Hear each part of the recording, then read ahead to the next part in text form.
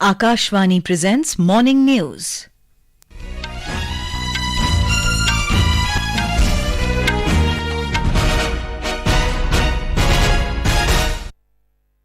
Good morning, I'm Sarabjit Kaur. The headlines. More than 900 Indians brought back home from war-torn Israel. Government says flights to continue till everyone willing to come back is evacuated.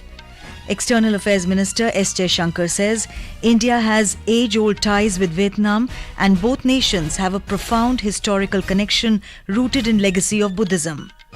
India condemns terrorism in all its forms and manifestations, says Lok Sabha Speaker Birla. Wet spell likely to continue over northwest India till tomorrow, orange alert in some districts of Kerala. In a major upset in the ICC Men's Cricket World Cup, Afghanistan defeated defending champions England by 69 runs in Delhi. And now the news in detail. Two more flights under Operation Ajay arrived in India carrying Indian nationals from war-torn Israel. The fourth flight with 274 Indian passengers landed at Indira Gandhi International Airport yesterday. Union Minister General V.K. Singh received them at the airport. He said these flights will continue till all Indians who want to come back are evacuated. Earlier, the third flight carrying 197 Indians was received by Union Minister Kaushal Kishore in the wee hours at the Delhi airport. The passengers thanked the government after reaching the airport. With this, a total of 942 Indian nationals have been brought back home so far. Operation Ajay was launched by the government to bring back around 18,000 Indians in Israel. The Ministry of External Affairs has set up a 24-hour control room in view of the escalating conflict in Israel. Indian nationals can contact the control room on toll-free number 1800 118797. They can also seek assistance through email situationroom@mea.gov.in. US President Joe Biden today said terrorist organization Hamas does not represent all Palestinian people. Biden insisted that Hamas should be entirely eliminated. On the other hand, he warned that Israeli occupation of Gaza would be a big mistake. Biden said he supports a humanitarian corridor that allows people to get out of Gaza, as well as the delivery of humanitarian aid, including food and water. He added that he was confident that Israel is going to act under the rules of war. This comes amid criticism of Israel for flouting all international norms since the beginning of the conflict. Other prominent people who called upon Israel to open humanitarian corridors include Pope Francis. The pontiff said humanitarian rights must be respected above all in Gaza, where it is urgent and necessary to guarantee humanitarian corridors to help the entire population. External Affairs Minister Dr. S Jaishankar has said India has age-old ties with Vietnam and both nations have a profound historical connection rooted in the legacy of Buddhism. Addressing the gathering after unveiling the bust of Gurudev Rabindranath Tagore at the International Friendship Park in Vietnam's Bac Ninh province, Dr. Jaishankar said this will enhance the international reputation of Bac Ninh province and further its strong ties with India. He expressed happiness that Gurudev's works are widely known and appreciated throughout Vietnam and even included in Vietnamese textbooks. He extended his gratitude to the leaders of Bac Ninh province for extending their support for installing this bust. The External Affairs Minister reached Hanoi yesterday on a 6-day visit to Vietnam and Singapore. Dr. Jaishankar is on an official visit to Vietnam till the 18th of October. Immediately after his arrival, the minister visited the historical Tran Quoc Pagoda. The External Affairs Minister also interacted with members of the Indian community in Bac Ninh province. He met Thich Thanh Nho of the Vietnam Buddhist Sangh at Phat Dich and appreciated his positive sentiments about spirituality, yoga, art and culture. He witnessed a performance by Kyong Han Art Theatre Group from Bac Ninh province. The group will travel to India for the 9th India International Dance and Music Festival in New Delhi. Dr. Jaishankar will be co-chairing the 18th India-Vietnam Joint Commission meeting on economic, trade, scientific and technological cooperation with his Vietnamese counterpart, Bui Thanh Son, today. In the second leg of his visit, the External Affairs Minister will travel to Singapore.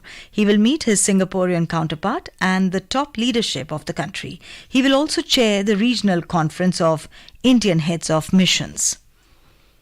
Lok Sabha Speaker Om Birla has said that India condemns terrorism in all its forms and manifestations. Highlighting that terrorism is a hindrance to peace and development, Mr. Birla called for global peace and prosperity. He said this while addressing media in New Delhi yesterday. The Speaker emphasized on the establishment of a peaceful and prosperous world and said that all sources of terror have to be defeated with collective determination. Mr. Birla said that the just concluded New Delhi P20 summit was the most successful P20 summit ever in terms of participation of delegations. He informed that apart from the G20 countries, 10 other countries were invited to the conference, in which all the countries except one participated. He further informed that leaders of delegations from 29 countries participated in the summit. Expressing satisfaction, he noted that the New Delhi P20 conference had the highest participation ever. He also pointed out that the Pan-African Parliament participated in the P20 summit for the first time since the African Union was admitted as a member of the G20. A total of 436 delegates participated in the summit, including 48 members of parliament, in addition to the speakers and deputy speakers of the parliaments of the G20 and invited countries. Union Home Minister Amit Shah will visit West Bengal today, during which he will inaugurate a Durga Puja Pandal at Sealdah, Kolkata. Durga Puja is the biggest festival in West Bengal, and Shah visited the state during the festivities in the past too. Army Commanders Conference will begin in New Delhi today. The apex-level biannual event is an institutional platform for deliberations at the conceptual level, facilitating important policy decisions for the Indian Army. During the 5-day conference, Army commanders and other senior functionaries will meet virtually on the first day, followed by remaining deliberations being conducted in a physical format. Defence Ministry said the apex leadership will brainstorm current and emerging security scenarios, besides reviewing the operational preparedness of the Indian Army. The Commanders' Conference, with its broad scope, ensures the Indian Army remains progressive, forward-looking, adaptive and future-ready. Raksha Mantri Rajnath Singh is scheduled to attend the conference on Wednesday. In Chhattisgarh, Bharatiya Janata Party has so far announced 85 candidates for the assembly elections, while the ruling Congress has declared list of 30 candidates. There are a total of 90 seats in the state assembly. Elections will be held in the state in 2 phases. In the first phase, 20 assembly constituencies in the most Maoist-affected areas will go to polls on 7th November, and in the second phase on November 17, voting will be held in the rest of the 70 assembly constituencies. Meanwhile, intensive search operations are being conducted by the police and excise department in the border areas to strictly enforce the model code of conduct. More details from our correspondent. In Chhattisgarh, the Election Commission is acting tough to stop flow of liquor to lure voters during assembly polls. Intensive searches of vehicles coming from other states are being conducted in 31 checkposts established by the Excise Department in the border areas of Chhattisgarh. The department has also formed flying squads to search the vehicles. More than 25,000 litres of liquor worth about Rs 75 lakh has so far been seized by the department. Besides, a large quantity of mahua and ganja has also been recovered. The department has also issued a toll-free number 14405 to give information about illegal transportation of liquor. Vikalp Shukla, Akashvani News, Raipur. This is Akashvani giving you the news. For quick news updates round the clock, follow us on our Twitter handle at AIR News Alerts. Welcome back. The Indian Meteorological Department has said wet spell is likely to continue over northwest India till tomorrow. It said heavy to very heavy rainfall is expected to continue over Tamil Nadu and Kerala during the next 2 days. Light to moderate rainfall will occur at many places, accompanied with isolated thunderstorm and lightning over Jammu Kashmir, Ladakh, Gilgit, Baltistan, Muzaffarabad, Himachal Pradesh, Uttarakhand, Haryana, Chandigarh and Punjab today. A few places over Uttar Pradesh and Rajasthan are also likely to receive rainfall today. Light to moderate rainfall is likely at most places over Andaman and Nicobar Islands till 19th October. In Kerala, the Met Department has issued orange alert in the Kollam, Pattanamthitta, Alappuzha and Idukki districts, indicating the likelihood of heavy to very heavy rainfall. The department has issued yellow alert in all other districts in the state besides Lakshadweep. It said squally weather with wind speed reaching up to 45 kilometers per hour is likely to prevail over Kerala and Lakshadweep. Fishermen have been advised not to venture into the sea off Kerala and Lakshadweep coasts. Talking to Akashvani News, senior IMD scientist R.K. Jenamani said, Kerala में बारिश जो reduce हुआ है, लेकिन 2 दिन हमारा heavy से very heavy जो ऑरेंज कलर वार्निंग है केरला तमिलनाडु रहेगा। और उसी के साथ साथ उत्तर भारत में रेन जो है शुरू हुआ है पंजाब, जम्मू कश्मीर, हिमाचल, उत्तराखंड। आज और कल के लिए हमारा वाइड स्प्रेड रेन होगा और आइसोलेटेड हैवी भी हो सकता है ऊंचे पहाड़ी में, जैसे जम्मू कश्मीर है, हिमाचल है, इस क्षेत्र में आज नाइट और कल के लिए। और बाकी जो पार्ट्स है, जैसे हमारा प्लेन्स ऑफ इंडिया है, राजधानी दिल्ली है, कहीं छुटपुट बारिश भी हो सकता है। Consumer Affairs Ministry has said that it is actively considering the review of the minimum export price of $1,200 per ton for basmati rice. In August this year, the government had decided not to allow export of basmati rice below $1,200 per ton $, rate to restrict illegal export of non-basmati white rice. More than 250 leading Indian technology companies are gearing up to to make their mark on the global stage at the GTEx Global event.